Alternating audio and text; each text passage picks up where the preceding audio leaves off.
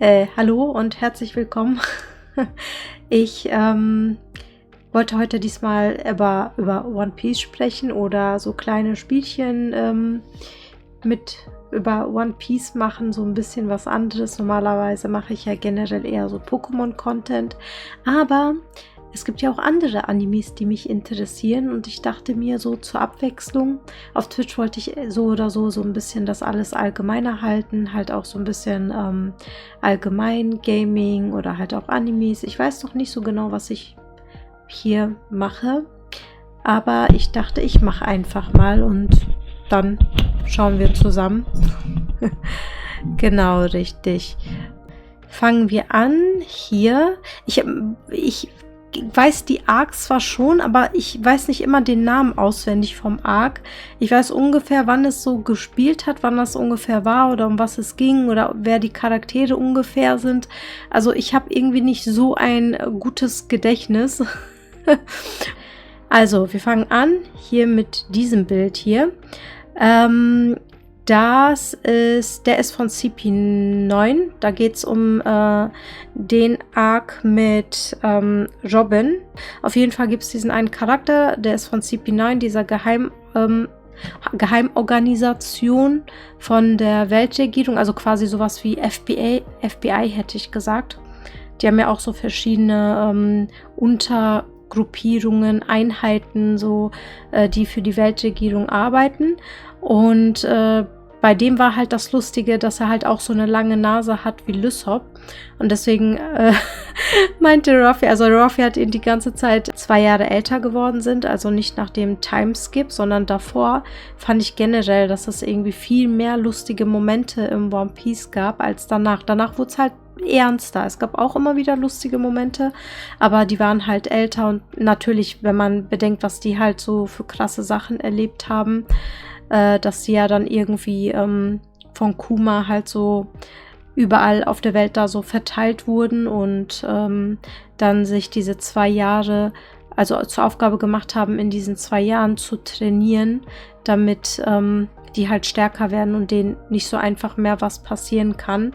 Lysop genannt, beziehungsweise Usopp auf Japanisch, weil er halt auch so diese lange Nase hatte. Und anfangs war ich auch so irritiert irgendwie. Ich dachte mir, oh krass, Lysop ist ja nicht der Einzige mit einer langen Nase, sondern es gibt ja noch hier den hier. Ich habe den Namen auch total vergessen. Ich weiß nur, dass er sich mit seiner Teufelsfrucht, also späteren Teufelsfrucht, in eine Giraffe verwandeln kann.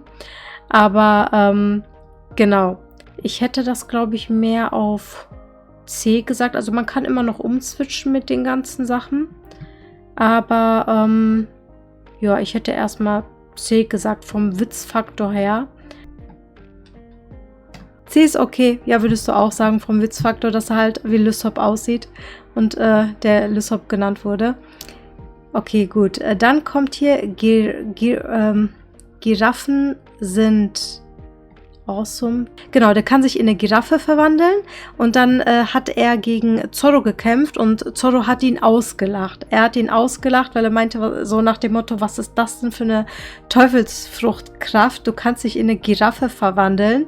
Und der wollte dann ein bisschen flexen und meinte, ja, nee, Giraffen sind voll cool und hat sich da richtig komisch irgendwie da so verstellt und verdreht. Also das war so eine Art Flex-Pose, die aber irgendwie total albern aussieht. Und allgemein, dass jemand damit flexen möchte, dass er sich in eine Giraffe verwandeln kann, ist, ja, das ist so der Witz an der ganzen Sache. C ist okay. Was würdest du sagen? Also ich hätte vom Witz gesagt auch vielleicht eine C. Mich hat das jetzt nicht so krass umgehauen. Also es gab auf jeden Fall schon lustigere Momente, wo ich mich schlapp gelacht habe bei One Piece. Aber dass er dann irgendwie da flexen will, dass er sich in eine Giraffe verwandeln kann, das fand ich jetzt, ja, war lustig, aber nicht so krass. Da hätte ich gesagt, das ist eher so mit diesem Witz, dass dieser CP9-Agent aussieht wie Lysop. C passt, ne? Okay, ja gut, dann packen wir den auf C. Genau, dann kommt hier, das fand ich schon eher lustig. Ich weiß nicht, ob du das gesehen hast, weil das ist ja auch schon eigentlich so so ein älterer Arc gewesen. Könnte sein, dass du den vielleicht noch gesehen hast, weiß ich nicht. Da ging es um Thriller-Bark. Kennst du leider nicht? Okay, schade. Genau, und der Witz an der Sache war dann, dass Ruffy ist da über so einen Friedhof gelaufen und dann sind da so ein paar Zombies aus dem Boden rausgekommen und Ruffy guckt die richtig emotionslos mit großen Augen an, geht dann wieder zu dem Zombie und steckt den einfach in die Erde rein. Also diese Szene fand ich tatsächlich sehr lustig, weil mich das voll überrascht hat. Also nicht nur, dass er da irgendwie einfach nur verwundert und emotionslos so den Zombie anguckt, wie der gerade gruselig aus der Erde klettert, sondern er da einfach hingeht und den wieder so in die Erde reindrückt. Und selbst der Zombie irgendwie total irritiert ist und denkt, was machst du da? So, ich bin ein Zombie, Junge, was ist mit dir? Genau, also die Szene ist auf jeden Fall sehr lustig. Und dann hat er, glaube ich, auch so ein bisschen also der hat auf jeden Fall mit denen so ein bisschen Späße gemacht oder mit denen herumgespackt und sowas. Das war auf jeden Fall lustiger, fand ich. Ich hätte sogar A gesagt. S weiß ich nicht. Man kann das ja noch umswitchen, aber auch A auf jeden Fall. A war auf jeden Fall richtig gut. Also war lustig. Genau, das nächste ist auch von Thriller-Bark. Unicorn und Trees Sharing a Drink. Genau, da gab es ja auch noch andere Wesen. Da gab es irgendwie auch so ein Einhorn. Das ist aber auch ein Zombie gewesen, weil der hat halt auch solche Nähte gehabt und einen Baum. Bei dem Baum weiß ich nicht, ob das wirklich ein Zombie ist, weil bei dem habe ich eigentlich gar nicht solche Nähte oder Verbände gesehen. Aber auf jeden Fall sind die da halt auch, die Strohpiraten, da spazieren gegangen. Ich weiß jetzt nicht, wer das hier beobachtet hat, die Situation, aber auf jeden Fall war dieser gruselige Baumstammmonster und das Einhorn da am Tee trinken, so richtig gemütlich, und das hat auf jeden Fall einen der Strohhutpiraten schockiert oder verwundert, als er da langgelaufen ist. Ich finde so oder so bei den alten Folgen von One Piece, also nicht deswegen, also das waren auf jeden Fall lustigere Momente vor dem Timeskip. Das hätte ich auch eher so, ja, C gesagt. Das war so ein kurzer, lustiger Moment.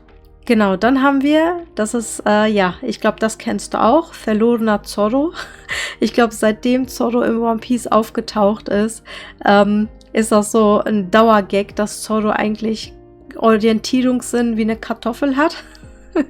Und ständig irgendwie verloren geht.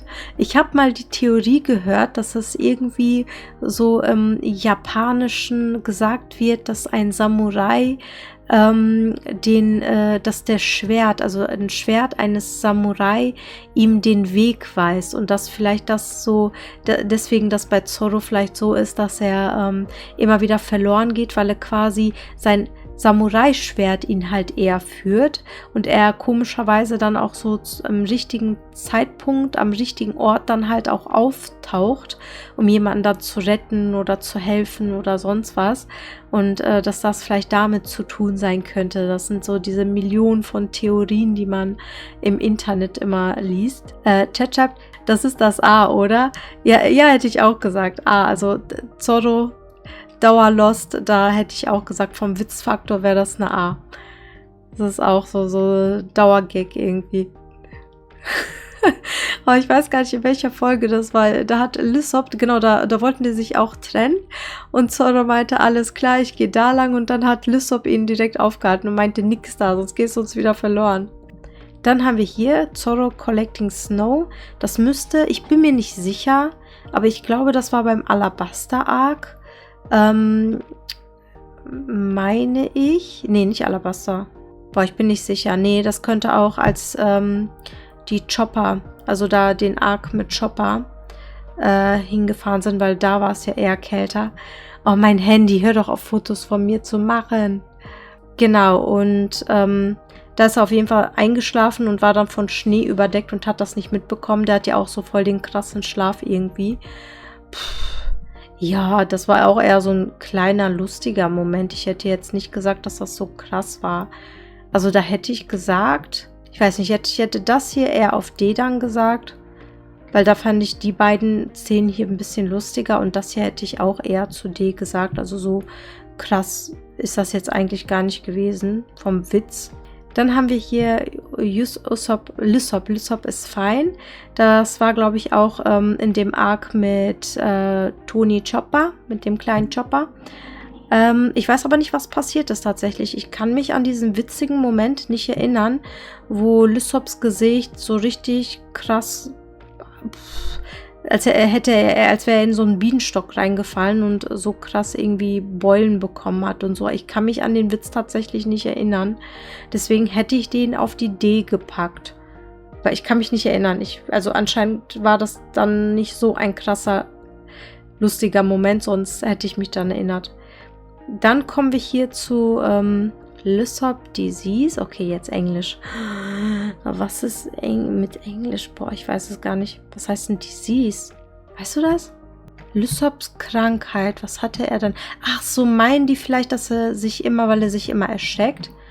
Vielleicht könnte das damit gemeint sein, dass Lysop sich ja immer am Dauererschrecken ist, dass das quasi seine Krankheit ist.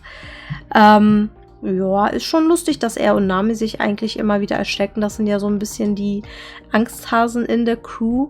Was ich aber immer so ein bisschen unfair finde, es gibt ja Leute, die dann sagen, ja, Lysop und Nami sind irgendwie gar nicht so zu gebrauchen in der Strohhut-Piratenbande, weil die haben halt immer Angst und die sind, scheuen sich halt mehr vor dem Kampf als die anderen und so. Dann denke ich mir aber immer, ich finde das so ein bisschen ungerecht, weil Lysop ist ja ein Scharfschütze. Der ist ein Scharfschütze, der ist ja gar nicht eigentlich dafür da, für den Nahkampf. Also das ist ja nicht seine Fähigkeit. Seine Fähigkeit ist ja, vom Weitem auf die Leute zu zielen. Und zielen kann er ja echt super. Und Nami zum Beispiel ist halt eine Navigatorin, also weswegen muss sie für den Nahkampf gut sein? Sie muss auch nicht für den Nahkampf eigentlich gut sein. Deswegen finde ich das absolut okay, dass die eher das schreckhaft sind, was Nahkämpfe angeht, weil die einfach nicht diese Fähigkeit haben oder das halt nicht deren, das nicht ihre Stärke ist, im Nahkampf zu kämpfen. Okay, ja doch, dass er sich immer erschreckt. Ne? Also was würdest du sagen? Weil manchmal ist das auch nervig, muss ich sagen. Also manchmal, dass sich Lysop da so ein bisschen immer wieder eigentlich erschreckt. Manchmal kann es auch nervig sein. Deswegen S hätte ich nicht gesagt. Aber ich hätte dann vielleicht A oder B gesagt. Ja, dann, sonst wo würde ich das denn hinpacken? Ich glaube eher bei B. Da hätte ich gesagt B. Ja, doch, siehst du? Okay. Haben wir beide den gleichen Gedanken. Dann eher B. Genau, weil manchmal ist das halt ein bisschen nervig, dass er sich aufregt, aber nur manchmal. Genau, dann Mooskopf und lockige Augenbraue. Die beiden, die sich immer am Streiten sind, Zoro und Sanji. Das ist auch so ein Dauerbrenner. Also das finde ich tatsächlich eigentlich immer lustig. Ich kann mich nicht erinnern, wann ich das irgendwie nervig oder sonst was fand. Ich finde es immer lustig, wenn die sich beide irgendwie so richtige dumme Sprüche an den Kopf werfen oder so richtig lustige Bezeichnungen, wo man irgendwie gar nicht drauf kommt. Also so irgendwie, wenn es drauf ankommt, helfen die sich, da sind die auf jeden Fall füreinander da. Aber es ist so eine Hassliebe zwischen den beiden. Das ist auf jeden Fall so eine Hassliebe. Also das hätte ich gesagt, vom Einordnen her. Also von meinem Gefühl her hätte ich gesagt, das wäre eher eine S, quasi eine 1. Von dem Lustigkeitsfaktor her. Weil dass da Zoro immer verloren geht, das ist auf jeden Fall lustig, aber dass Zoro und Sanji sich immer streiten und sich immer so lustige Sprüche an den Kopf werfen. Okay, S, gut. Ja, genau. Das ist auf jeden Fall lustig. Dann haben wir hier Brook mit 40 Grad Enkel. Boah, ich weiß es nicht. Ich weiß jetzt nicht, warum da so ein Bild ist, wo er sich irgendwie an die Wand lädt, weil ich meine, diesen Spruch, das hat irgendwas damit zu tun, dass er, glaube ich, versucht hat, irgendwem, ich glaube, Nami unterm Rock zu gucken, meine ich. Aber hier ist er irgendwie in einer Situation, wo er irgendwie sich an die Wand lehnt, deswegen weiß ich das jetzt gar nicht. Ich muss sagen, ich finde Brook aber nicht so lustig. Also ich weiß nicht, wie es euch geht, aber ich persönlich finde Brook eigentlich nicht ganz so lustig tatsächlich. Der ist ganz angenehm, also ich finde, der ist ein angenehmer Charakter. Aber ich finde den gar nicht so interessant. Also Frankie genauso. Also ich mag Frankie von seinem Charakter her, von seiner Persönlichkeit her. Brooke auch, aber das sind quasi die beiden Charaktere von One Piece, die mich eigentlich so am wenigsten so interessieren irgendwie. Geht so, ne? Geht so, ja. Dann hätte ich D gesagt, weil ich kann mich echt nicht daran erinnern. Also kann das vom Witzfaktor auch nicht so lustig gewesen sein, sonst hätte ich mich wahrscheinlich daran erinnert. Genau, Brooke fragt nach Unterhosen. Auch ein Dauerklassiker. Also das ist manchmal nervig, aber manchmal tatsächlich auch lustig. Genau. Hätte ich, glaube ich, nach C gesagt. Ja, C. Also ist auf jeden Fall lustiger als das hier mit den 40-Grad-Winkel. Skeleton Puns? Oh, jetzt wieder was Englisches. Was heißt denn Puns? Puns, sind das vielleicht die Witze, die er macht, wo er immer sagt, hoho, ich bin ja ein Skelett, ich habe ja keine Augen. Oder ich kann gar kein Wasser trinken und so. Ich glaube, darum geht's. Ich glaube, es geht darum, dass er halt immer wieder so Witze macht. Der hatte ja so eine Teufelsfrucht gegessen, wodurch er nicht gestorben ist, aber sein Körper ganz normal verwest ist. Also ganz natürlich so sein Fleisch, sein Gehirn, sonst was. Also er ist quasi Seele und Knochen nur noch. Und der lebt im Grunde ewig. Also er hat ja eigentlich, so meine ich, dass er ewig leben würde. Und er macht halt immer so Jokes, also immer so, ich weiß nicht, also manchmal sind die vielleicht lustig, aber meistens sind die einfach so banal, dass die irgendwie nicht so lustig sind, finde ich. So, ne, wie zum Beispiel, boah, ich muss mir das mal angucken. Ich kann mir das doch gar nicht angucken, weil ich gar keine Augen im Kopf habe. Ha, ha, ha, ha, ha. So, nach dem Motto. Ja, oder vielleicht hier. Ja, doch hier. Sagen wir mal hier. Manchmal ist das ja lustig. Aber nicht immer. Oft nicht. Dann kommen wir hier zu Tony Chopper. Also bei Chopper finde ich das eigentlich sehr interessant, weil der hat so eine sehr, sehr krasse Entwicklung, finde ich, durchgemacht. Er war eigentlich schon eher so ängstlich, anfangs eher ängstlich, aber der ist so Stück für Stück irgendwie mutiger geworden und bei den neueren, also bei den aktuellen Folgen oder halt auch, als er, also desto mehr es voranging, desto mehr hat sich Chopper entwickelt. Und er ist auch jemand, der halt auch an der Front kämpft. Also sowohl halt Arzt ist, den Leuten da halt auch hilft mit Medikamente, Medizin etc., aber der halt auch an der Front kämpfen kann und wirklich sich so, also ja, wie soll ich sagen, also so seine Fähigkeiten auch trainiert hat und alles und der war auf jeden Fall sehr ängstlich, aber der hat ja auch so eine krasse Vorgeschichte. Der ist ja auch der Jüngste, ne? 14 oder 13 oder sowas. Auf jeden Fall war er noch der Jüngste. Ja, keine Ahnung. Also ich finde seine Story eigentlich sehr, sehr krass. Das war wirklich so eine Story, wo ich geheult habe. Also wo ich wirklich sehr, sehr heulen musste, weil ich das einfach so krass fand. Und Chopper gehört auf jeden Fall zu den Mutigen. Also wenn man bedenkt, dass er der Jüngste ist und wenn man bedenkt, was für eine Story hatte, also der hat echt richtig krass was aus sich gemacht. Genau. Und das Lustige an der Situation war auf jeden Fall, dass er, ich glaube, der konnte nicht lügen. Nee, wie war denn das? Genau. Nee, was war denn da? Chopper can't hide. Aber was kann er denn? Was kann er denn nicht verstecken? Ich glaube, seine Emotionen, das war das. Genau, das war das, weil immer sobald, wenn irgendwas kommt, ne, zum Beispiel Robin oder Nico oder irgendjemand zu ihm süß sagt, dann platzt er so mit Emotionen und mit Freude und dann beleidigt er die Leute und sagt immer, hör auf, du Penner oder sonst was, aber freut sich dabei irgendwie immer so ultra krass. Das finde ich auch lustig, dass er dann immer so, sobald man Kompliment-Chopper macht, dass er sich halt übelst freut, aber dann gleichzeitig so das Kompliment nicht so dankend annehmen kann, sondern die Person dabei beleidigt. Ich bin jetzt gerade so ein bisschen irritiert, was jetzt der Unterschied zwischen diesen beiden Situationen war. Also was daran so der Witz war. Ich glaube, das zweite ist eher das, was ich gesagt habe. Dass er, ich weiß jetzt nicht, was bashful heißt, aber dass er sich immer so extrem freut. Das finde ich auf jeden Fall sehr süß. B oder A? Dann hätte ich das hier, da bin ich mir unsicher, was jetzt der Unterschied sein soll zwischen dem hier Bashful Chopper. Ach, ich glaube, das war, dass die ihm Fragen gestellt haben und dann konnte er irgendwie nicht lügen und hat zu allem irgendwie eine Antwort gegeben, weil er irgendwie nicht so damit umgehen konnte, dass da plötzlich Menschen waren, die sich für ihn interessiert haben. Ich glaube, das war die Situation. Oh, ich weiß es aber nicht mehr. Ich mache das einfach mal auf C. Dann haben wir, oh, wir haben ja ganz viel Chopper. Was ist denn hier los? Gullible Chopper. Was ist ein Gullible? Gullible Chopper. Boah, nee, mach ich C. Dann haben wir Chopperman. Chopperman kann ich mich tatsächlich auch nicht erinnern. Ich weiß es nicht. Chopperman, ich weiß es nicht. Schade, dass hier nicht Leute sind, die sich mit One Piece richtig gut auskennen. Das hätte jetzt so Spaß gemacht, wenn die Leute auch mir diese Infos noch gegeben hätten, woran ich mich gerade nicht erinnern kann. Genau, Chopperman. Chopperman, keine Ahnung. Also ich erinnere mich nicht an die Situation mit Chopperman. Hätte ich auf C gemacht, weil ich kann mich leider nicht erinnern. Dann haben wir T-Frankie.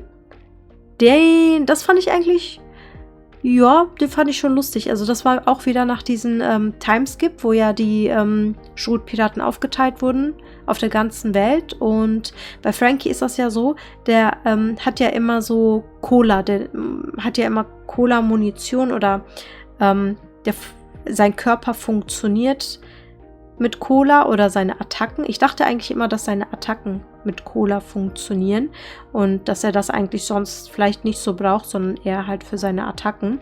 Und da war das so, dass er dann halt in so einem Land war, wo es sehr kalt war und dann brauchte er halt Cola so als Munition, weil er irgendwie sich richtig schlapp und träge gefühlt hat. Und dann hatten die das nicht. Dann hatten die irgendwie ihm Tee gegeben. Ich weiß nicht, ob die ihm das versehentlich gegeben haben oder ob er es versehentlich genommen hat.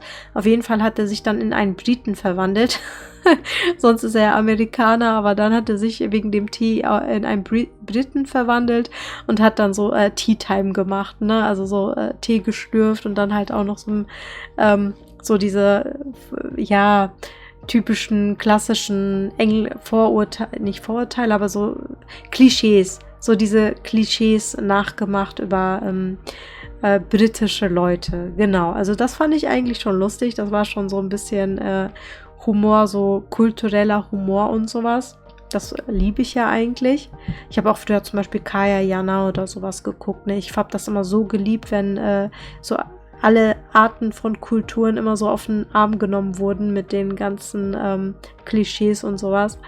Genau, so Tea Time Frankie. Das fand ich schon lustig. Ja, sonst würde ich das auf B packen. B hätte ich sonst gesagt. Dann haben wir hier Left, Right. Left, Right, wegen seinem Tanz. Auf jeden Fall war das lustig. Der hatte halt immer so einen Tanz drauf und da haben einige von seiner Clique da halt auch nachgetanzt und alles. Ja, aber so krass lustig fand ich das nicht. Also es war so ein bisschen lustig, ein bisschen Fremdschämen, aber genau. Da hätte ich vielleicht C gesagt. Vom Witzfaktor her. Genau, dann haben wir Klatsch. Den fand ich tatsächlich lustig, weil ich damit gar nicht gerechnet habe. Ja, da hat Nico Robin quasi so ihre Hände aus ihm herausfahren lassen und ihn an sein männliches Stück festgehalten, ihn dadurch quasi gezwungen, dass er mitkommt, also ihm quasi wehgetan untenrum.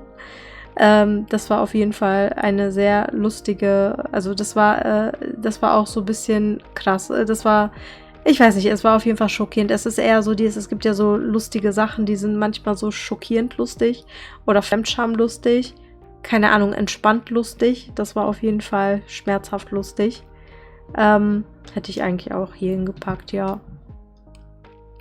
Dann, genau.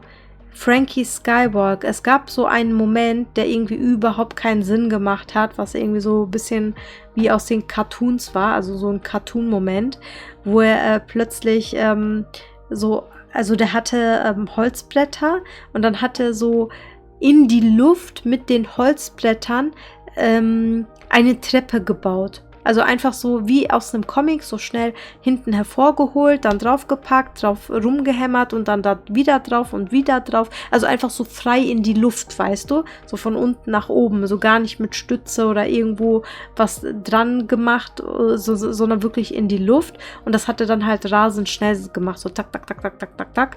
Also das war auch ein lustiger Moment. Das war auch so, wo man sich dachte, hä, was ist denn jetzt passiert? Naturgesetze außer Kraft gesetzt und so. Also das war eigentlich, ja, lustig. C vielleicht, ja, C, hätte ich gesagt. Das ist auch so, ja, war lustig, aber kurz, sehr kurz, zu kurz. Dann haben wir den Moment, da erinnere ich mich dann, das war in Punk Hazard gewesen. Da war das so gewesen, dass Trafalgar Law, dass er die geswitcht hat. Auf jeden Fall hatten die Strohpiraten dann untereinander die Körper getauscht. Dann war Chopper quasi Frankie gewesen. Nee, warte nochmal. Frankie war Chopper gewesen, genau so rum. Und die haben dann, weil die selber irritiert waren übereinander, haben die sich dann so Masken gemacht, die dann an die Stirn dran gemacht hatten, damit die wussten, wer überhaupt wer ist. Das war lustig, fand ich. Also da gab es echt auch viele lustige Momente. Vielleicht auf B, hätte ich gesagt. Ja, ich glaube B und C und D sind irgendwie heute voller als A und S. Wir müssen noch witzige 10 finden, die eine S oder eine A wert sind.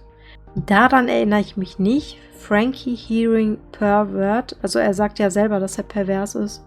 Deswegen weiß ich jetzt nicht, was daran der Witz ist. Das hier sieht aus, als wäre er bei Wano Kuni Arc. Der Wano Kuni Arc ist so toll. Ich liebe diesen Arc. Also ich hätte sogar gesagt, dass es einer meiner Lieblings-Arcs ist, weil ich mag ja allgemein so diese ganze japanische Kultur und alles. Und da gibt es dann halt wirklich eine Staffel, wo die in so ein Land sind, wo die Leute halt noch so traditionell japanisch angezogen sind und so traditionell japanisch, also so japanische ältere Arten, Speise, Kultur und solche Sachen. Also ich finde das richtig toll, aber halt auch so, was da abgeht, so mit den ganzen Geschichten, mit den Bösewichten und alles. Ja, ich hätte hier unten gesagt, also ich weiß jetzt nicht, was da dann so lustig gewesen sein soll. Dann Frankies Hair. Ja, Frankies Haare, anfangs hatte er immer diese Frisur hier, diese typische, wie sagt man, nicht Elvis-Frisur, aber ich weiß nicht, aus welchem Film das ist. Also von irgendwas ist das ja inspiriert, aber das ist ja schon typisch amerikanisch so ein bisschen, ne? So diese nach oben gegelte Frisur. Und im Laufe der Zeit hatte in verschiedenen Arcs plötzlich irgendwie ganz verschiedene Frisuren. Ich weiß sogar noch, dass er sich da irgendwie sogar auf die Nase drücken konnte und dann haben sich seine Frisuren geändert. Bei einem Arc, das war auch sehr lustig, das war Dressrosa. Da hatte er einfach nur so 2 Zöpfe, also so 2 geflochtene Zöpfe. Das fand ich schon lustig. Also seine Frisur ist auch so eine Sache für sich irgendwie. Ja, also manchmal finde ich es irgendwie komisch, was er für Frisuren hat, aber manchmal finde ich es auch lustig.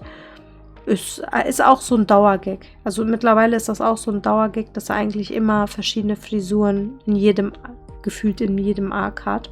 B ist halt auch so ein Dauerrenner, so wie Lysop, der immer Angst hat. Hätte ich gesagt, mit B kann man, glaube ich, nichts falsch machen.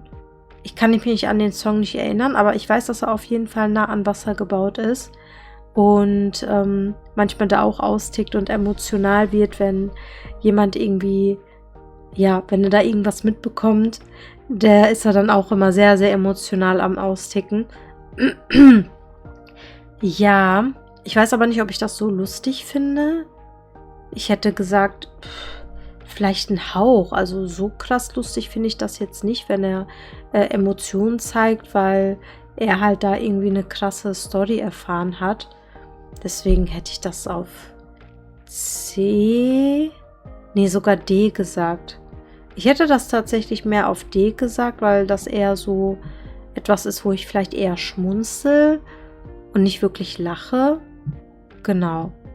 Dann kommen wir hier zur Nami. Nami ist auch so, das ist auch wieder so ein Dauergag quasi, dass Nami immer so diese Dollarzeichen sieht, also immer wenn es um Geld geht. Das fand ich auch mal sehr interessant, da habe ich auch wieder so Videos gesehen mit, was heißt Theorien, so mit Analyse, warum die halt so sind, wie die sind, und eigentlich ergibt das schon Sinn, wenn man bedenkt, was sie so für eine Vergangenheit hatten, dann ergibt das eigentlich schon Sinn, warum Nami dann halt zum Beispiel so besessen von Geld ist, weil sich in ihrer Kindheit ja alles so krass um Geld gedreht hat, damit sie quasi die Leute aus ihrem Dorf frei kaufen kann, dass das deswegen vielleicht irgendwie so ist, dass sie das so da so einen Knacks entwickelt hat, weil wenn man schaut, so die Vergangenheit, was die alle so hatten, dann haben die ja echt immer so durch ihre Kindheit irgendwie so einen Knacks halt entwickelt.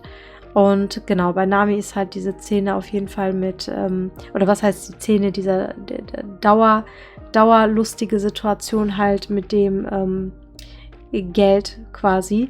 Was ich lustig fand, also wenn sie jetzt manchmal einfach so Dollar sieht oder so, das finde ich jetzt nicht irgendwie so lustig, aber was ich lustig finde, ist, wenn sie dann anfängt, irgendwie Zorro zu erpressen oder andere, oder dann sagt, ja, ich habe dir jetzt geholfen, also schuldest du mir irgendwie 1000 Berry oder sowas. Vielleicht dann doch B. Dann sage ich mal B. Nami schlägt die Crew. Ich weiß, dass es da so einen Moment gab. Ich weiß jetzt nicht, weswegen die sie geschlagen hatte. Es könnte auch sogar wegen dem Geld gewesen sein, was ich gerade erzählt hatte. Genau. Ja, ich weiß es nicht mehr genau, aber ich weiß, dass sie die auf jeden Fall, also gerade auch Ruffy, so, der kann gegen so krass viele Menschen kämpfen, gegen so krass viele Menschen gewinnen, aber ich glaube, wenn er echt gegen Nami ankämpfen muss, dann nicht. Boah. B oder C? Mach ich mal C. Ich habe bald gar keinen Platz mehr. Ich muss mal schauen. Kranke Robin, Morbid Robin. Düster, grauenhaft, makaber. Okay, okay. Es geht um ihre Witze. Also sie hat ja immer so, bei Robin hier, Morbid Robin, die macht ja immer so sie hat ja so schwarzen Humor. Genau, ich muss aber sagen, ich finde das lustig. Also ich liebe ihren schwarzen Humor irgendwie in den Momenten, dass sie da echt immer so richtig trocken über so Sachen redet, sei es über Tod oder sei es irgendwie, ja, dass die vielleicht besiegt werden oder bald denen irgendwas zustößt oder so. Also das sind schon so Momente, die finde ich schon lustig, weil sie dann auch manchmal so Nami oder Lysop oft damit erschreckt. Ja, das ist schon so eine Sache, die finde ich schon recht lustig. Also da hätte ich sogar S-Tier gesagt. Genau, dann haben wir hier Childish Robin. Ja, das war so eine Art Battle von, ich weiß nicht, wie diese Piratencrew hieß. Da gab es eine Piratencrew, gegen die so ein Battle machen mussten. Und da hat Robin quasi, also ja, das war quasi so eine Filler-Folge, glaube ich. Nee, fand ich jetzt nicht so lustig. Luffy's Driving, ja, der hatte mal, genau, die hatten doch so irgendwie einen Fischmenschen, glaube ich, gesucht. Und hatten die nicht sogar Jimbei gesucht? Ich glaube, die hatten sogar Jimbei gesucht. Und genau, dann hat er den gezeichnet und meinte, ja, den suchen wir. Also seine Zeichenskills sind auf jeden Fall, ja, nicht so gut. Ja, das war ein lustiger Moment. Auch wieder so ein kurzer, lustiger Moment, fand ich. Weil man damit halt nicht rechnet, ne? Das sind immer so Sachen, man rechnet nicht damit und deswegen ist das lustig. Original Jolly Roger. Ach, das war, glaube ich, die erste Flagge, die er selber gemalt hat, ne? Original Jolly Roger. Ich weiß nicht, aber Jolly Roger? Wer soll Jolly Roger sein? Weiß ich nicht, packe ich hier unten hin. Kann ich mich nicht daran erinnern.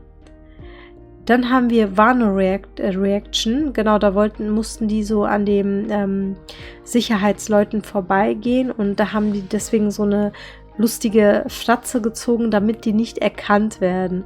Und das war auch so ein Moment, wo man sich dachte, okay, also wo man nicht damit gerechnet hat, dass die überhaupt sowas machen. Vor allem Nico Robin, dachte ich mir, also habe ich nicht damit, erst recht nicht damit gerechnet. Aber auch die Gesichtsformen, wie die halt aussehen, also wie die so Grimassen gezogen haben, das war auf jeden Fall so ein bisschen, also mich hat das so ein bisschen erschreckt.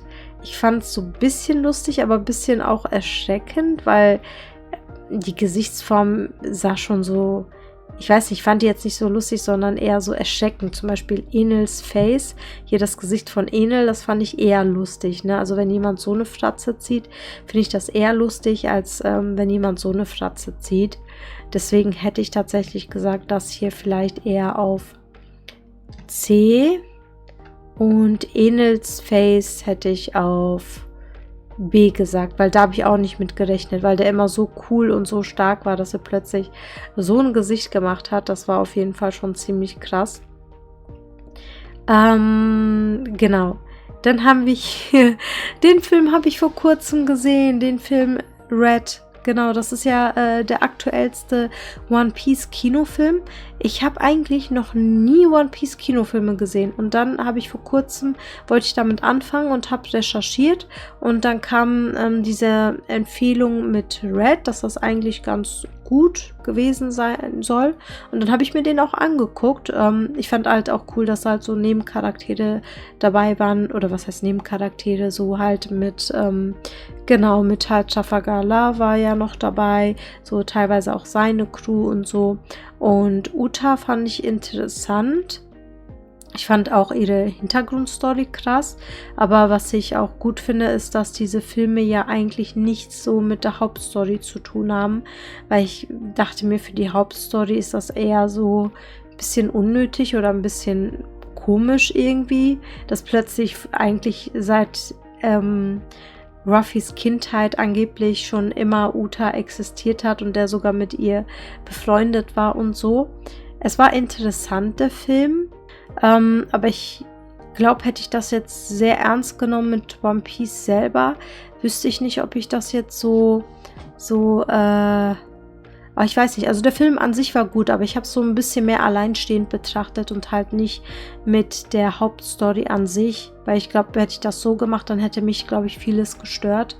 Und auf jeden Fall war der irgendwie voll der krasse Fan und dann ist plötzlich so aus seiner Kleidung so sein Merch da irgendwie rausgesprungen. Der hatte dann irgendwie so eine Leuchttafel am Rücken oder so, die dann auch so aufgegangen ist und sowas. Also der war da so richtiger Fan von Uta und das war irgendwie sehr süß. Also den Moment fand ich irgendwie lustig, aber auch sehr süß.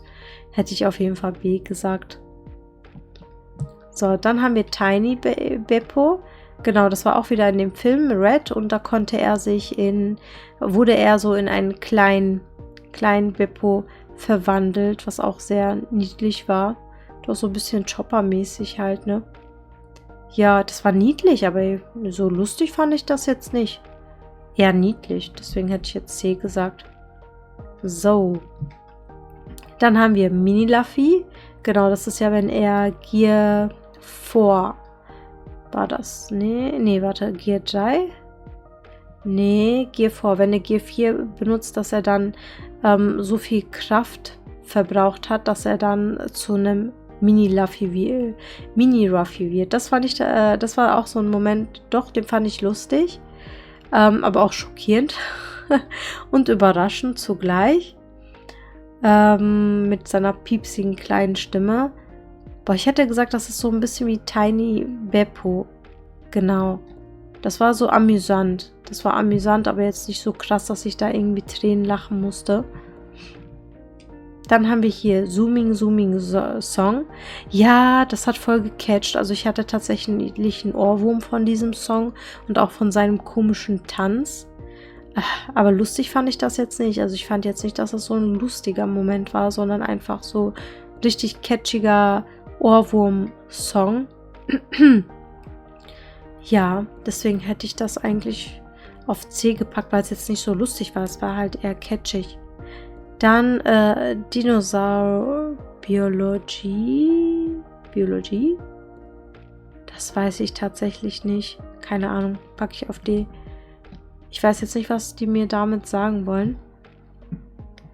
Ah, dann haben wir den traurigen Buggy. Ich finde Buggy so toll. Ich finde den Charakter auch so toll. Also der ist ja irgendwie auch so sein Verhältnis zu Shanks und auch zu Ruffy. Und ich fand das irgendwie, also ich bin nicht so der Fan davon, wie er aktuell aussieht. Ich weiß, jeder von denen kriegt halt nochmal so ein Glow-up, aber ich fand irgendwie so, wie er vorher aussah, mit so seinem Pferdeschwanzzopf da, mit seinen blauen Haaren und so, also türkisen Haaren. Ich fand so vom Style her, fand ich den irgendwie cooler als jetzt. Jetzt sieht der irgendwie, hat er so ein, ja, weiß ich nicht, so ein Kleid an, was irgendwie sehr breit ist, wo man irgendwie seine Figur nicht sieht und dann irgendwie so einen überdimensionalen Hut oder so, also so ganz, ja, vom Style finde ich das nicht so. Also ich fand den davor irgendwie cooler. Buggy, ja, Buggy finde ich schon lustig. Buggy finde ich schon lustig, hätte ich gesagt. Ja. Oder? Doch. Also nicht immer, aber überwiegend schon. Überwiegend finde ich den schon lustig. Und dann haben wir hier Nami Swan. Genau, haben wir hier Sanji, wo er immer wieder, sei es Nami oder Nico Robin, da immer wieder, ja, sich schockverliebt, wenn die irgendwas sagen oder irgendwie schön aussehen. Also das ist auch so, das ist so schamhaftes Lächeln, also irgendwie so fremdschammäßig, dass man das lustig findet. Also ja, es ist irgendwie so ein unangenehmer Witz, so ein bisschen, finde ich. Also ist halt immer so übertrieben, ne? Also, dass er halt da so rumsimmt und so. Deswegen hätte ich, glaube ich, eher C gesagt, ja. C. Ja, dann haben wir Love Hates Bread. Ja, das fand ich lustig. Ich weiß nicht warum. Was er gegen Brot hat, aber der ist da irgendwie so voll der Brothasser. So, man stellt sich das gar nicht so vor, ne? Jemand, der so, ja, genau, richtig Rocco-Typ. Genau. Das ist aber voll oft in Animes so, ne? Dass es da irgendwie immer jemanden gibt, der irgendwie so voll extrem, so weiß ich nicht, so irgendwie, ja, so rumsimmt irgendwie. Aber stimmt, bei Rocco ist das ja auch so. Aber der ist ja, der flirtet ja sogar auch mit jeder, ne? Hält sogar die Hände und flirtet dann jedes Mal mit denen. Stimmt, also Rocco vermisse ich. Ich finde die Charaktere von früher so oder so richtig cool. Misty und Rocco. Ich habe erst kurzen wieder so Zusammenfassungen von lustigen Momenten von Pokémon gesehen. Boah, und Pokémon jetzt und davor ist gar nicht zu vergleichen. Die Witze, also kein Wunder, dass wir so sarkastisch sind, ne? Kein Wunder, dass wir so sarkastisch sind, wenn man bedenkt, was wir früher für Animes geguckt haben. Also auch die Synchro, wenn du dir Pokémon anguckst, dass diese ganzen Sprüche und diese ganzen Witze, die haben sich so in mein Gehirn eingebrannt. Man benutzt das sogar selber teilweise, ne? Dieser Sarkasmus hat uns geformt irgendwie durch die alten Animes. Genau, hier haben wir Trafalgar Love, der hasst Brot. Ne, ist halt also ein sehr, sehr starker Charakter, Pirat, der voll die krasse Fähigkeiten hat und dann kommt sowas raus, dass er da irgendwie richtig krass Brot hasst und da schon so ein bisschen wie so ein Kind, nein, ich mag kein Brot. Das ist schon lustig. Das hätte ich eher, ja, aber dann eher B. B sind ja eher so, bis jetzt waren das eher so Momente, die so teilweise lustig waren oder kurze Momente lustig, genau. Ja, wirklich. Ich finde die Synchro von früher, ich vermisse die so voll. Die haben uns richtig hochgenommen mit Sarkasmus. Ja, ich sag ja, wahrscheinlich sind wir deswegen alle so sarkastisch. Wir wurden davon geprägt, richtig geprägt. Dann hier, Boys Love Robots, genau, dass sie da immer so am Austicken sind, so sei es Chopper, sei es Ruffy, sei es Lysop, wenn die Frankies neueste Robotertechnik sehen oder wie er sich da verwandeln kann, was er da kreiert hat. Also, dass die ihn da wirklich so hypen und irgendwie anfeuern und so richtig fasziniert von dem sind, was er macht. Das finde ich schon cool. Das ist so richtig, finde ich cool, dass die ihn da so supporten und unterstützen oder halt auch wirklich das toll finden, was er einfach macht, ne? Ich meine, da ist man ja auch viel motivierter so, wenn man auch noch Leute hat, die so das wertschätzen, ne? Also generell, wenn man, egal was man macht, sei es auf der Arbeit, sei es zu Hause, sei es ein Hobby, wenn es auch Leute um einen herum gibt, die das auch irgendwie voll cool finden, einen anfeuern oder wertschätzen, dann macht das umso mehr Spaß. Ja, das ist süß. Ich hätte gesagt C. Ist so süß, ist nicht so lustig, aber eher süß. Dann haben wir hier Docking. Genau. Docking, das ist, wenn er hat da ja diese Fähigkeit so weiterentwickelt, dass er so ein bisschen wie Transformers ist und irgendwie sich da so Sachen andocken konnte an seinen Körper. Also das war quasi so ein bisschen inspiriert von Transformers. Das ist quasi der Witz an der Sache. Das war auch so ein kurzer Momentwitz, aber ja, so würde ich sagen hier so angenehm, ne? So ein bisschen lustig, aber nicht ganz so krass auf jeden Fall. Dann haben wir hier Chopperhead. Was war damit nochmal? Ja, genau, das war so lustig. Das war auch bei Punk Hazard. Da haben die halt Trafalgar so auch so Kontakt überhaupt so richtig mit dem geknüpft. Und da haben die irgendwie so gar nicht ernst genommen, aber überhaupt nicht. Oder irgendwie so richtig Faxen geschoben, wo dann zum Beispiel der zu Ruffy meinte, ja, sollen wir eine Allianz gründen? Und Ruffy so, ja, warum nicht? Und Robin dann so, ja, warte, du kannst doch nicht mit jedem eine Allianz gründen. Es könnte ja auch sein, dass er uns verraten würde. Und der dann fragte einfach so richtig direkt, Trafalgar Law, hast du vor, uns zu verraten? Und der so, nö. Und dann sagt Ruffy, okay, alles klar, das ist safe. Genau, und dann hatten die irgendwann, ich weiß nicht was genau, die hatten irgendwie Chopper dann so auf seinen Kopf getan, weil er wollte mit Chopper irgendwo hingehen, aber Chopper konnte, glaube ich, nicht, weil er sich verletzt hatte. Und dann haben die Chopper ihn einfach so auf seinen Kopf getan und dann sah das Ganze so, weil er halt so cooler, ernster, seriöser Pirat ist und dann plötzlich wirkte er dadurch halt so ein bisschen albern. Das war so der Witz an der ganzen Sache. Das fand ich tatsächlich sehr lustig eigentlich. Also das hätte ich sogar auf A gesagt. Weil die holen aus ihm so, der versucht immer so ernst und cool zu bleiben und die schaffen es immer wieder so, ihn auch so ins Alberne mit reinzuziehen. Deswegen fand ich das eigentlich ziemlich lustig. Dann haben wir hier, ja, der kleine Momo, der immer wieder gerne mit Nami und Nico Robin gekuschelt hat, sage ich mal, und die anderen Jungs da sehr neidisch drauf waren. Das fand ich tatsächlich lustig, weil die Jungs da, die anderen halt so neidisch drauf waren, obwohl er eigentlich nur ein Kind ist und so. Hätte ich tatsächlich auch auf B gepackt. Also, das waren schon lustige Momente. Dann haben wir hier Lulus Hair. Lulus Hair. An den kann ich mich nicht erinnern. Ich erinnere mich nicht an den. Kann sein, dass das witzig gewesen war, aber ich habe keine Ahnung. Ich erinnere mich gar nicht an den.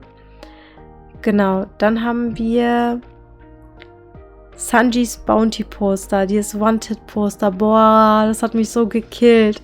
Das fand ich echt so lustig, weil die ja dann den verwechselt hatten. Es gab nämlich jemanden, der so aussah wie Sanji, also der dem ähnlich sah, aber diesem Poster ähnlich sah. Also nicht wie der Original Sanji, sondern genau diesem Poster irgendwie. Und das hat ja so lange gedauert, bis er dann wirklich ein richtiges Wanted Poster hatte. Und selbst das sah auch nicht gut aus. Also das war dann auch so ein Wanted-Poster, wo er irgendwie verliebt jemanden hinterher gehechelt hat. Das ist quasi so sein aktuelles Wanted-Poster, aber wenigstens sieht er auch so aus, wie er aussieht. Aber der hat ja voll lange das hier und da hat ihn Zorro aufgezogen ständig. Also das war auch so ein Dauergag. Das fand ich tatsächlich auch lustig, deswegen hätte ich das auch auf A gepackt. Dann haben wir hier, oh ja, das war lustig, negativ Lysop, da hat er nämlich bei Sulaba gegen Perona gekämpft und Perona hat ja diese Fähigkeit, dass sie so Geister hat, so Negativ-Holos, die dann durch diese Menschen durchfahren und denen dann so negative Gedanken geben, dass die einfach gar nicht mehr fähig sind zu kämpfen, weil die einfach so wie so Depression, sie schickt quasi so Depression, lässt sie durch diese Menschen hindurchfahren und dann sind die für so einen Moment irgendwie richtig depressiv und negativ und bei Lysop hat das nicht geklappt. Die hat mehrmals hintereinander so diese Holos, Geister-Holos durch ihn hindurchfahren lassen und es hat bei ihm nicht geklappt und da war sie so schockiert und überfordert und meinte, warum klappt es nicht bei dir? Und da meinte er so, weil ich negativ auf die Welt gekommen bin, das ist meine Fähigkeit und ich musste so lachen, das war wirklich so ein Moment, wo ich einfach so laut loslachen musste, das quasi so das, was ihn so negativ ausmacht, dass er daraus quasi was Positives gemacht hat und gesagt hat, so, ich bin die negativste Person, die es gibt, das ist meine Fähigkeit, so. Das war wirklich so ein Moment, da musste ich richtig laut lachen. Das hätte ich auf A gesagt, definitiv auf A. Genau, machen wir weiter. Dann kommt Ruffy kann nicht lügen. Ruffy kann nicht lügen. Ja, das stimmt. Der sagt ja auch immer wirklich direkt, was los ist. Da gab es auf jeden Fall eine Situation, das war in Wano Kuni Arc. Ich weiß nicht mehr, wo genau, aber da hatte ihn jemand auch ausgefragt und er hat dann die ganze Zeit so richtig auffällig rumgepfiffen und zur Seite geguckt und dann immer so ganz kleinlaut irgendwie was geantwortet. Also man konnte da halt sehen, dass er halt nicht lügen kann. Das war der Witz an der Sache so.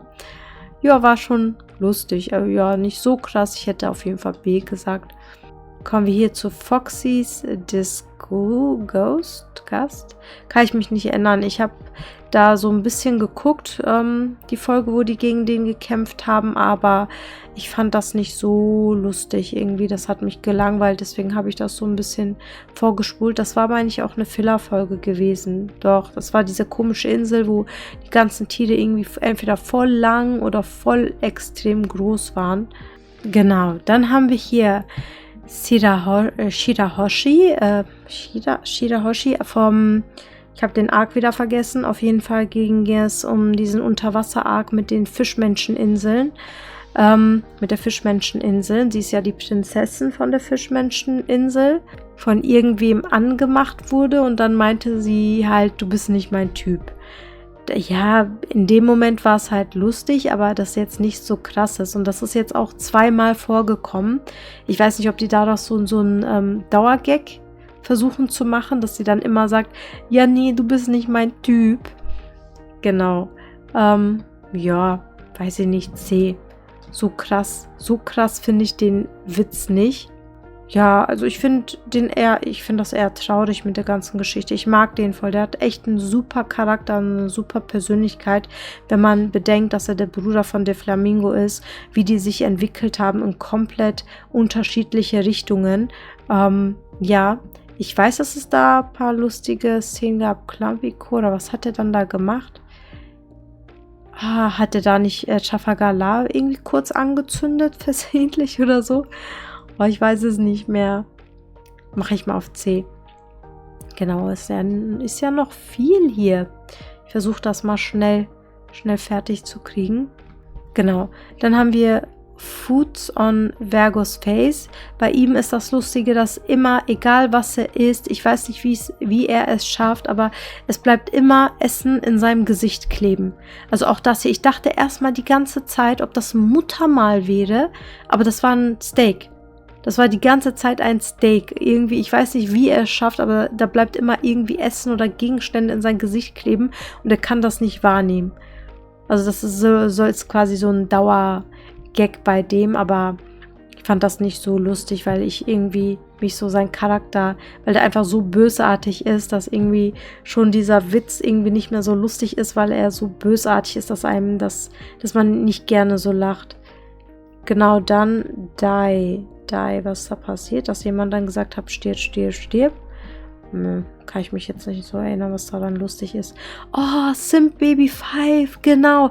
Die ist so wie Sanji drauf, dass sie sich in jeden Typen verliebt und irgendwie jeden Typen immer so davon träumt, dass sie jetzt irgendwie heiraten und dass er ihr ewige Liebe geschworen hat oder so, sich also Sachen einbildet, die gar nicht passiert sind. Also wenn ein Typ zu ihr kommt und sie nach dem Weg fragt, dann interpretiert sie da so krass irgendwie was hinein. Also sie ist richtig lustig. Da kann man sich echt bei YouTube mal anschauen, so Baby 5, die Szenen, die ist so wie Sanji. Ich habe auch die ganze Zeit gewartet. Ich habe so lange gewartet und dachte mir, ey, wenn die auf Sanji trifft, ne, die passen so gut zusammen, weil beide so krass rumsimpen.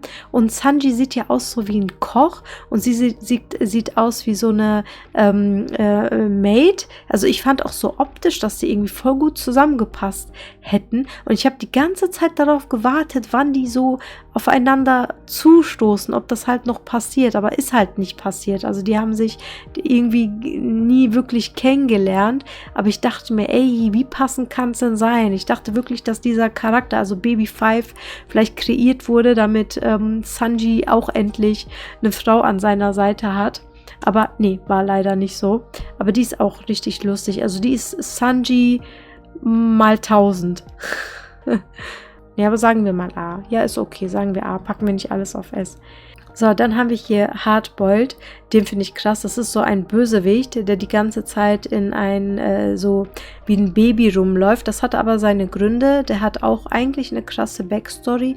Eigentlich ist er an sich, hätte ich gesagt, nicht wirklich so richtig böse. Also das ist auch wieder so eine Story, wieso ein Mensch überhaupt böse geworden ist. Also, dass er quasi nicht böse auf die Welt gekommen ist. Aber ist ja generell bei One Piece eigentlich nicht so der Fall, dass überhaupt die Leute böse auf die Welt gekommen sind, sondern immer irgendwie böse wurden. Aber der war auf jeden Fall sehr fair, was zu Frankie angeht. Der hat ja gegen Frankie gekämpft und da war auf jeden Fall auf fairem Niveau, haben die gegeneinander angekämpft und alles und das fand ich auch sehr lustig. Beide immer so richtig so ein Kampf um die krasseste Männlichkeit.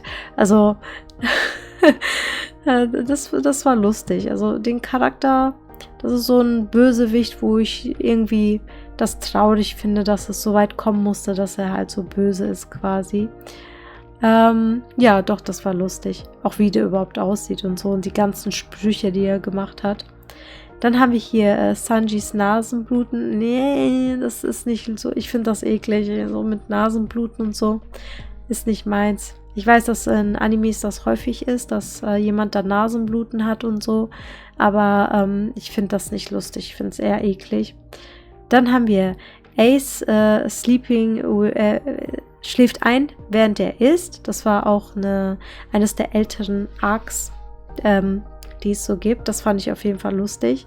Genau, der ist, ja, ich weiß nicht, halt ist Ace so oder so. Ace ist auch eines meiner Lieblingscharaktere gewesen und als er gestorben ist, war ich da auf jeden Fall extrem traurig. Also Ace, auch seine ganze Backstory und alles, also es ist so traurig, was er alles durchmachen musste, von Kindheit an bis zu seinem Tod, das ist einfach so unfair. Genau, dann haben wir hier Raccoon Dog. Ich glaube, da ging es darum, dass genau, da war ja Chopper auf dieser Insel, wo auch so Ureinwohner waren und die haben immer gesagt, dass er irgendwie wie was anderes aussieht, wie ein Raccoon Dog oder so. Ich weiß jetzt nicht, was das auf Deutsch heißt. Genau, die haben ihn immer mit irgendeinem anderen Tier verwechselt und er hat dann immer gesagt, nein, ich bin ein Rentier. Und ja, so ein bisschen lustig. Dann Gangster Gastino. Nee, war nicht so krass. Stuffing Caribou in a barrel. Boah, den finde ich nervig, den finde ich so nervig, aber ich finde das lustig, dass sie diesen Charakter hier immer in so ein Fass, so einen großen Bierfass eingesperrt haben. Und der irgendwie die ganze Zeit so im Laufe der Serie überwiegend immer in so ein Bierfass drin war. Das war schon so ein bisschen lustig. Chopper Impression. Ja, geht. Nee, ja. Ja, ein bisschen humorvoll vielleicht. Dann Sanjis Impression. Das fand ich schon eher lustig, wo, genau, das war Alabaster Arc, wo dann, Ruffy Sanji nachgemacht hat. Und da hat er auch so Klischeesprüche gebracht, die er, also so was angeblich zu Sanji passen würde. Ich kann die Sprüche nicht mehr, aber ich weiß, dass es auf jeden Fall lustig war. Ryonosuke. Weiß ich jetzt nicht, was daran so lustig war. Simp Boa, genau, es gab noch einen Simp. Es gibt noch einen Simp. Man müsste mal alle zusammenfassen. Und zwar Boa Hancock. Das ist die Prinzessin von der Amazoneninsel Lili. Und genau, sie ist so richtig eiskalt eigentlich und lässt sich von niemandem was sagen, aber warum auch immer hat sie sich richtig krass in Ruffy verliebt, also übertrieben, dass sie auch schon so rumsimmt und jedes Mal irgendwas, wenn er sagt, daraus was ganz anderes interpretiert, so, keine Ahnung, er fragt nach Essen oder so und sie sagt, oh, das heißt, er will mich bald heiraten. Also Sanji ist nicht der einzige Simp. Tatsächlich. Die finde ich auch sehr lustig. Also gerade das mit dem, dass sie halt so übertrieben Ruffy halt bei Ruffy halt so rumsimmt. Genau, boah, das sind aber echt schon viele, ne? Das sind echt viele. Dass das so viele sind, hätte ich jetzt nicht gedacht. Frankie kann Natur. Nee, nicht so lustig. Afro Ruffy. Kann ich mich nicht mehr dran erinnern. Chopper, ja, das ist lustig. Das Chopper war doch immer so 50 Berry. Es hieß dann immer, das ist das Haustier der Strohpiraten. Und irgendwann ist das auf 100 Berry gestiegen. Der Arme, ey, wirklich. Aber das ist auch so ein Dauergag irgendwie. Wo hätte ich das hingetan? Ist das lustig? Genauso lustig wie Sanjis Wanted-Bild? Vielleicht ein Ticken weniger lustig, dann eher B. Genau. Dann hatten wir hier Trusting Luffy. Das ist genau die Szene, die ich meinte, wo Trafalgar Law dann Ruffy gefragt hat, ob die eine Allianz gründen und Ruffy dann meinte, ja, klar, warum nicht? Und dann meinte irgendwie Nico Robin, ja, du kannst doch nicht einfach jedem trauen, vielleicht würde er dich hintergehen. Und da fragt Ruffy einfach Trafalgar Law, hast du vor uns zu begehen? Und er dann so, nö. Und Ruffy dann, okay, alles klar, dann ist er safe. Das ist lustig, das ist auch so eine Szene, die fand ich ultra lustig. Dann A, genau. Toms Bruder, ja, genau, das weiß ich, da hat er mit Frankie zusammen das Schiff gebaut. Aber ich kann mich nicht erinnern, ob er so lustig drauf war. Ich weiß nur, dass Tom einen Bruder hatte, auf jeden Fall. Luffy Law und Kid Plays Chicken. Ja, das ist eine lustige Szene, das ist so lustig. Da meint Ruffy so, da kommen dann irgendwie von, wie heißt denn der nochmal? Da kommen dann irgendwie so geballte Feuer, so wie Meteoriten, so Feuerbälle auf die zugeflogen. Und Ruffy meinte, ja, wir gucken, wer am wenigsten Angst hat und wer von euch ausweicht. Und die beiden anderen, so Kid und Trafalgar Law, sagen erstmal, ey, das ist so eine dumme Idee, das ist so kindisch. Und dann trauen die sich aber auch nicht auszuweichen und wollen dann auch irgendwie, also machen dann mit. So, Ruffy schafft es immer wieder, so aus Piraten, die eigentlich irgendwie so, wie soll ich sagen, so vielleicht ein bisschen schlauer sind als er oder die halt irgendwie auf sein Level so runterzuholen, dass sie dann halt auch so, ja, wie soll ich sagen, so die Fassung verlieren oder halt dann auch irgendwie so albern werden wie er. Das war auch eine sehr lustige Szene. Da hatte ich auf jeden Fall gesagt, A.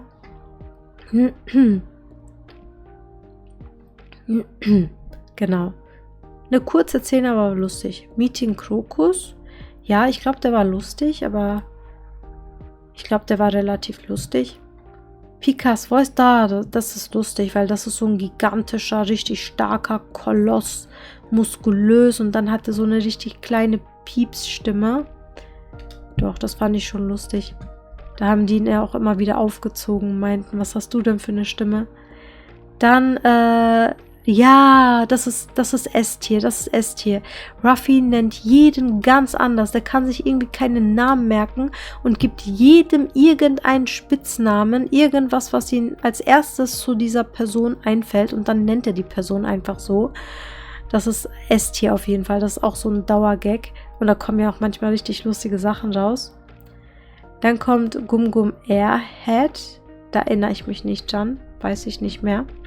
Dann Luffy Drops Nut.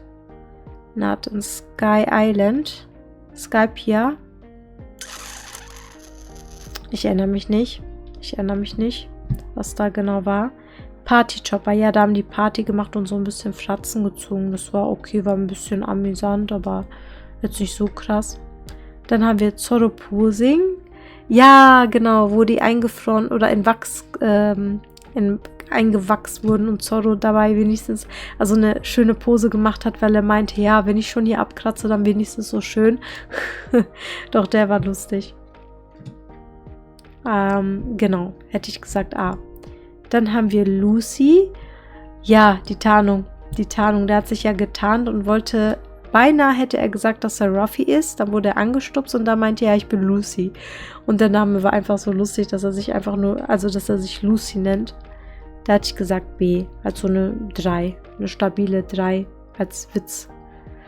Genau, dann haben wir hier noch Luffy's Cooking. Ja, der hat einmal komplett alles aus dem Schiff genommen und daraus was gekocht, weil Nami meinte, ja, ich koche nur, wenn ihr mir Geld gibt, weil Sanji war nicht da und dann hat Nami gesagt, sie will Geld dafür und dann meinte Ruffy, nee, ich habe kein Geld, dann koche ich lieber selber. Und dann hat er den ganzen Vorrat aufgebraucht und daraus so irgendeine richtig komische Suppe gekocht, die ein Eigenleben hatte und richtig Giftströme ausgesendet hat. Also das war auch eine lustige Szene auf jeden Fall. Da hätte ich auf jeden Fall A gesagt. Also so an vieles erinnere ich mich. Nicht an alles, aber an vieles. Healing Milk. Ja, genau, da hatte Brook mal so brüchige Knochen nach einem Kampf. Und dann meinte er, ich brauche Calcium. Und dann hat er Milch getrunken und dann sind seine Knochen wieder so, die Risse und so ein bisschen heile geworden. Was ich krass finde. Der hatte eigentlich immer wieder Witze gemacht, dass er kein Wasser trinken kann, weil er aus Knochen besteht. Aber Calcium, das Vitamin wirkt dann anscheinend schon, weil er ist ja aus Knochen. Hätte ich B gesagt, so als Witzfaktor. Dann haben wir G8-Soldat. Kann ich mich nicht mehr erinnern. Condoriano kann ich mich auch nicht erinnern. Was ist mit Hawk? Fraud Hawk. Was soll mit ihm sein? Was ist daran jetzt der Witz? Das verstehe ich nicht. Ich habe das Gefühl, dass manche Bilder hier irgendwie unnötig drin sind. Luffy's Eating Habits. Ja, dass er irgendwie ohne zu kauen ist. Erinnert mich an Son Goku. Njam, njam, njam, njam, njam. Genau. Das ist auch eigentlich ein Dauerbrenner. Hey, ja, danke dir. Danke, dass du dabei warst. Ich verabschiede mich erstmal, Ruimi. Morgen geht's früh los. Tut mir leid, dass ich nicht so... Nee, alles gut. Also danke, dass du trotzdem dabei warst, obwohl es eigentlich nicht so dein Thema war. Danke für den Support auf jeden Fall.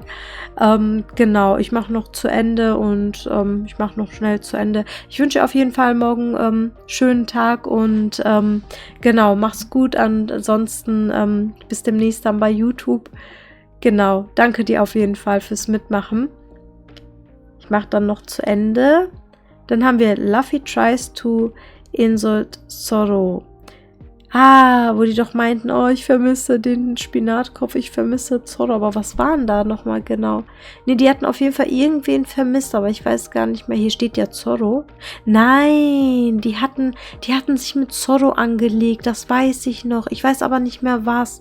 Zoro hatte irgendwas gesagt und die meinten dann, haben den so die ganze Zeit blöd angemacht, so auch Schimpfwörter genannt und sowas, also so den irgendwie blöd angemacht, so, weil die irgendwas vermisst haben, aber ich weiß nicht mehr, was das war, aber ich weiß, dass das lustig war. Deswegen mache ich mal A. Dann haben wir Big Mom Loves Brooke. Ja, genau. Sie hatte den Brooke ja so, fand den so als Spielzeug toll. Sie wollte den ja in ihrer Sammlung aufnehmen. Und Brooke natürlich mit seiner Dauergesichtsausdruck daneben. Das sah schon lustig aus. Doch hätte ich B gesagt. Das ist eine 2, oder? Nee, C. Sagen wir C. Ist so ein angenehmer Humor. Nicht so, dass ich da jetzt so richtig lachen musste und Tränen in den Augen hatte, aber ein angenehmer Humor. Dann Magellans Upset Stomach. Dass er immer wieder Magenprobleme hatte. Nee, das fand ich nicht lustig. Also ich weiß jetzt nicht, so vom Witzfaktor her hätte ich D gesagt. Also ich weiß jetzt nicht, was daran lustig ist, dass er immer wieder Magenprobleme hatte. Nee. Dann Hannibal Being Blunt. Boah, kann ich mich nicht mehr erinnern. Also ich habe das gesehen, aber ich kann mich an diesen Witz nicht mehr erinnern. Oder die Szene. Big Mom Pirates Keep Getting Kicked Off Wano. Big Mom Keep Getting Kicked Off Wano. Also das fand ich krass. Damit habe ich echt nie gerechnet, dass Big Moms Crew das nicht schafft, zu Wano Kuni zu kommen. Also am Anfang halt, ne? Das fand ich schon richtig, richtig krass, dass sie das wirklich nicht hingekriegt haben. Obwohl sie ja auch einer der 4 Kaiser der Meere ist. Also das fand ich schon krass, aber war das lustig? Nee, hätte ich jetzt nicht gesagt, was da dann lustig war. Dann haben wir hier Kinamon und Kanjuro get knocked off So. Nee, das ist auch nicht lustig. War auch nicht lustig. Nekomaru's Sensitive Tongue. Nein, fand ich auch nicht lustig. Boys Love Ninjas. Ja, da sind die wieder so richtig, so Fans, ne, so richtig am Ausrasten gewesen mit diesen Ninjen. Und dann haben die ihm auch nachgemacht, ich habe den Namen vergessen, den einen Ninja und so. Aber hätte ich eher C gesagt. War amüsant zu sehen. Ja, amüsant, genau, nicht lustig. Pants Octopus. Keine Ahnung, erinnere ich mich nicht mehr. Baby Greaser Form. Nee, also ich weiß, dass das lustig sein soll, aber ich fand das irgendwie nicht lustig, dass Chopper sich so in einen alten Babygreis verwandelt. Bato Ship, das fand ich lustig. Der ist so ein krasser Fan von One Piece. So krass, dass er sogar versucht, sein Schiff irgendwie denen nachzumachen oder irgendwie überall. Er hat sogar die Wanted-Poster in einem separaten Raum. Und seine ganze Crew besteht nur aus One Piece-Fans. Das ist lustig. Also Bartholomäus, der hat es auf jeden Fall auf S-Tier sogar geschafft für mich. Also ich finde den Charakter so toll. Ich finde das auch cool, dass Eiichiro Oda überhaupt so einen Charakter da eingebracht hat, der einfach nur so ein krasser Fan von One Piece Charakteren ist. Genau, hier Bartos Auto, der hat ja Autogramme von denen, beziehungsweise hier die mit den Wanted-Postern, seinen Raum da. Das fand ich echt lustig. Doch S-Tier, hätte ich gesagt. Dann Luffy's Skypiea-Song. Boah, kann ich mich nicht daran erinnern, an den Song. Frankie's Nipple Lights. Kann ich mich auch nicht erinnern. Ich glaube nicht, dass das so lustig gewesen war, sonst hätte ich mich daran erinnert.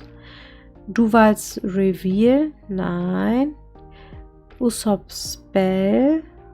Keine Ahnung. Luffy Answering the Phone. Ja, das war lustig. Das war hier auch in der Fischmenscheninsel, wo da ein Big Mom angerufen hat und er einfach so richtig so ohne ein Fünkchen Angst einfach so direkt ihr ins Gesicht gesagt hat, nein, so mit dem Essen und sowas und wo er dann auch meinte, das ist mein Territorium ab jetzt und so.